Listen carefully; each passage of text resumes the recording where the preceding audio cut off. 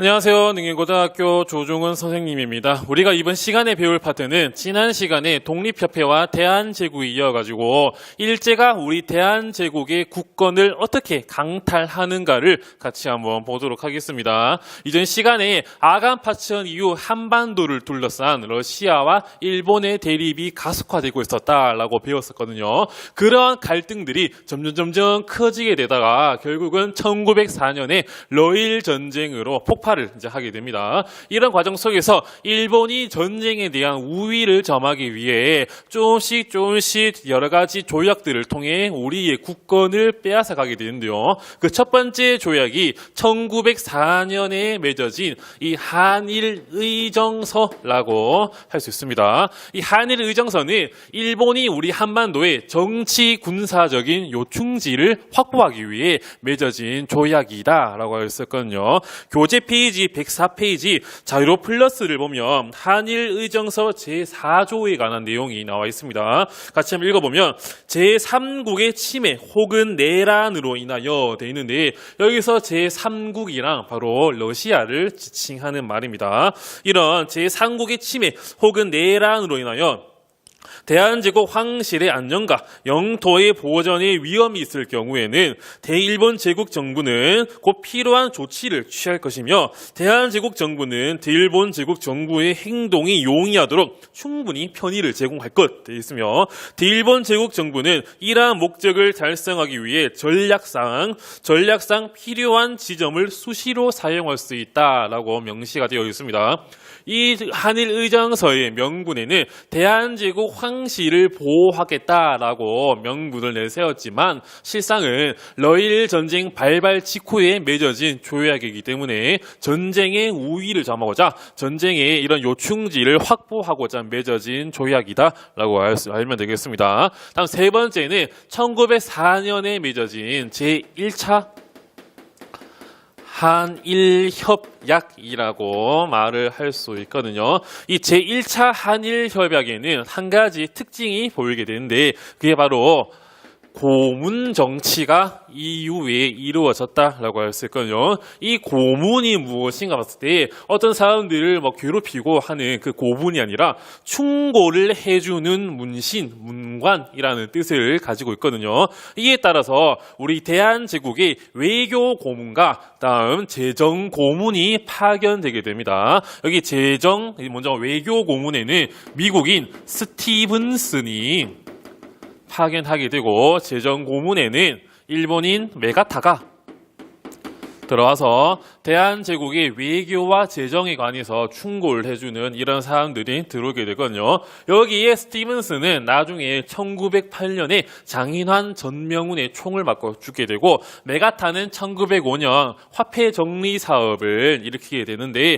여기에 관한 내용들은 그 다음 시간에 같이 한번 보도록 하겠습니다. 이런 고문 정치가 제1차 한일 협약에서 이루어졌는데 근데 일본이 조금씩 우리나라의 외교권을 강탈하기 위해서 노력을 하지만 이 상태에서 바로 외교권을 강탈했다가는 국제적인 여론의 비판을 피할 수가 없거든요. 그렇기 때문에 이런 국제 여론의 비판을 피하고자 여러 열강들과 사전 계획 조약을 맺게 됩니다. 다 여기 있는 조약들은 다 1905년에 맺어진 조약인데 먼저 첫 번째로 미국과 먼저 밀약을 맺게 되거든요. 이 밀약을 일본인 가스라 그리고 미국인 테프트가 맺은 비밀 조약이라서 가스라 테프트 밀약이라고 불리게 됩니다. 여기에서는 서로 윈윈 게임을 하게 되거든요. 미국이 필리핀을 지배하는 것에 대해서 일본이 오케이라고 해주고 일본이 한국을 지배하는 것에 대해서 미국이 오케이 해줌으로써 서로 윈윈 게임을 만드는 그런 모습이고요. 가스라는 나중에 일본 총리로 올라오게 되고 테프트는 미국 대통령으로 올라가기도 합니다. 이렇게 미국과 이런 사전 밑작업을 한 일본은 그 다음에 제2차 영일 동맹을 이제 맺게 되거든요. 그 이전 제1차 영일 동맹이 1902년에 맺어지게 되는데 러시아의 동진과 남진 정책을 막기 위해 영국과 일본이 함께 맺은 동맹이었는데 마찬가지 제2차 영일 동맹도 러일 전쟁 중이었기 때문에 러시아의 이런 강세를 막고 다음에 서로 식민지를 만들기 위해서 노력을 하게 되거든요. 영국이 인도를 지배하는 것에 대해서 일본이 오케이를 해주게 되고 다음에 일본이 한국을 지배하는 것에 대해서 영국이 오케이를 해주는 게 제2차 영일 동맹이라고 말할 수 있습니다. 그 다음에 이제 러일 전쟁이 끝이 이제 나게 되거든요. 결국은 최후의 승자로서 일본이 승리를 이제 하게 됩니다. 이에 따라서 전후 처리를 이제 논의하기 위해 포츠머스에 모여서 포츠머스 강화 조약을 맺게 되거든요. 일본이 승전국이기 때문에 러시아가 일본의 한국 지배를 인정을 해주는 그런 모습이 보이게 되거든요. 미국과 영국과 러시아의 승인을 받았기 때문에 드디어 이제 이빨을 더욱더 강하게 드러내게 됩니다. 이때 맺어지는 게 바로 이 1905년에 을사늑약 이라고 할 수 있어요. 을사늑약. 이 을사늑약에서 늑이 들어갈 만큼 조금은 공식적인 조약이 아니다 또는 강압적인 그런 모습이 있었다라고 할 수 있거든요. 이 조약에는 고종의 도장이 들어가지 않았습니다. 어쨌든 이 을사늑약에 따라서 제1차 한일 협약이 고문 정치라면 여기서는 이 통감 정치라고 말할 수 있거든요.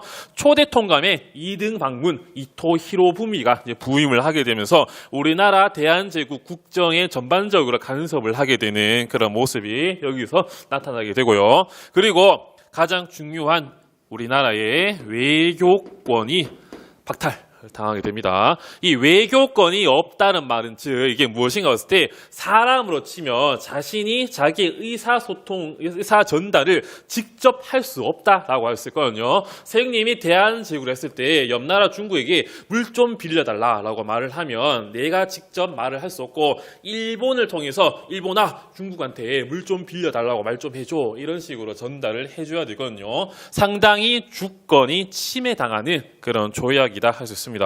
이런 외교권 박탈, 통감 정치 등등 을사늑약의 부당함을 전 세계에 알리기 위해서 1907년에 네덜란드 헤이그 만국평화회의장에 헤이그 특사가 파견하게 됩니다. 이위종, 이준, 이상설 이런 사람들이 고종의 이제 명령을 받고 가게 되는데 이들 헤이그 특사가 만국평화회의장에 들어가려고 하지만 이런 열강들의 이런 방해에 의해서 결국은 회의장에 들어가지 못하게 되거든요. 이 소식이 일본에게 들리게 되자 일본이 여기 을사늑약을 근거로 해가지고 대한제국에게 막 뭐랍니다. 이봐 대한제국 너희는 외교권이 없는데 왜 너희 마음대로 헤이그에 특별 외교 사절단을 보내느냐? 이거는 명백히 조약 위반이다. 이런 명분과 구실로 인해서 결국은 고종이 강제 퇴위당하는 그런 비극적인 모습이 보이게 됩니다. 수능에서는 이 고종이 강제 퇴위당했다 등등 다양한 선지로 등장을 하기 때문에 꼭 기억을 해 두시기를 바라겠습니다. 이런 을사늑약 이후에 1907년 고종이 강제 퇴위당한 직후에 또다시 조약이 맺어지게 되거든요. 이 조약이 한일 신협약 똑같은 말로 정미칠조약이라고도 하거든요. 이에 따라서 여기 한일 신협약에서는 차관 정치가 이루어지게 됩니다. 다시 정리하면 제1차 한일 협약에서는 고문 정치, 을사늑약에서는 통감 정치, 한일 신협약 또는 정미 7조약에서는 차관 정치가 이루어지게 되는데 이 차관이 무엇인가 봤을 때